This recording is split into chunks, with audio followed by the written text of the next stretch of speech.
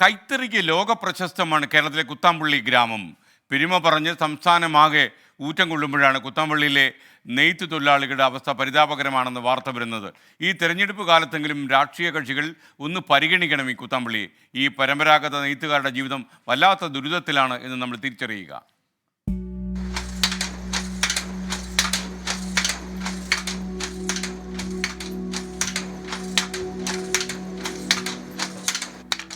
പരമ്പരാഗത കൈത്തറി വസ്ത്രങ്ങളുടെ കേരള പെരുമ ലോകം മുഴുവൻ എത്തിച്ച ഗ്രാമമാണ് ആലത്തൂർ മണ്ഡലത്തിലെ കുത്താമ്പുള്ളി. ഇവിടുത്തെ കൈത്തറി വസ്ത്രങ്ങളുടെ പെരുമ ലോകപ്രശസ്തമാണെങ്കിലും ഇവിടെ താമസിക്കുന്ന നെയ്ത്തുകാരുടെ ജീവിതം അത്ര സുഖകരമല്ല. കൃത്യമായ ഒരു കൂലി ഇതുവരെ മേഖലയിൽ ലഭിക്കാത്തതും പുതുതലമുറ നെയ്ത്തിലേക്ക് കടന്നു വരാത്തതുമൊക്കെ പ്രായമായ നെയ്ത്തുകാരുടെ സങ്കടങ്ങളാണ്. ഒരു സാരി നെയ്തെടുക്കാൻ 3 ദിവസം വരെ വേണം. പക്ഷേ കുത്താമ്പുള്ളിയുടെ പേരിൽ വ്യാജോൽപ്പന്നങ്ങൾ വിപണിയിൽ നിറയുകയാണ്. ഇതിനെതിരെ ഒരു നടപടിയും ഉണ്ടായിട്ടില്ല. പ്രശ്നത്തിൽ രാഷ്ട്രീയ പാർട്ടികളും സഹായിക്കുന്നില്ല എന്ന് നെയ്ത്തുകാർ പറയുന്നു. നെയ്ത്തുകാർക്ക് വേണ്ട സഹകരണങ്ങളൊന്നും സഹായങ്ങൾ ചെയ്തു കൊടുക്കണില്ല.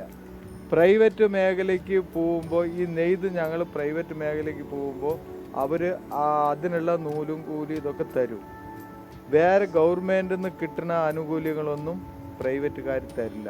ശുദ്ധമായ കൈത്തറി വസ്ത്രങ്ങൾ നെയ്യുന്ന ഗ്രാമത്തിൽ ആകെ ഉൽപ്പാദിപ്പിക്കുന്ന വസ്ത്രങ്ങളുടെ ഇരട്ടിയിലധികമാണ് വ്യാജ പേരിൽ കേരളമാകെ നിറയുന്നത്.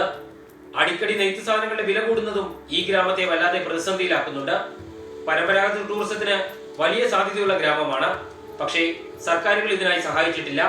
അതിനിടെ GST കൂടി എത്തിയതോടെ നെയ്ത്തുകാർക്ക് അടുത്ത പ്രതിസന്ധിയിലായി.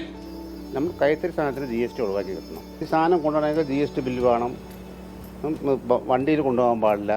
ഇതൊക്കെ ഉണ്ടേ. കൈത്തറി സാധനം കൊണ്ടുപോയാൽ കുഴപ്പമൊന്നുമില്ല. അതേ പവർ ഇഷ്ടം പോലെ പോകുന്നുണ്ട്. അതൊന്നും ആരും ഒന്നും ഒരു പ്രശ്നമല്ല ആർക്കും. എല്ലാ തെരഞ്ഞെടുപ്പിലും വോട്ട് തേടിയെത്തുന്നവർ എല്ലാം ശരിയാക്കാമെന്ന് വാഗ്ദാനം നൽകും.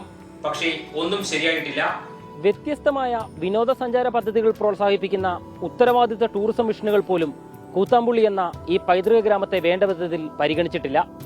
അത്തരം പരിഗണനകൾ ഈ തിരഞ്ഞെടുപ്പ് കാലത്തെങ്കിലും ഉണ്ടാകുമോ എന്നുള്ളതാണ് ഈ നെയ്ത്ത് ഗ്രാമം ചോദിക്കുന്നത്.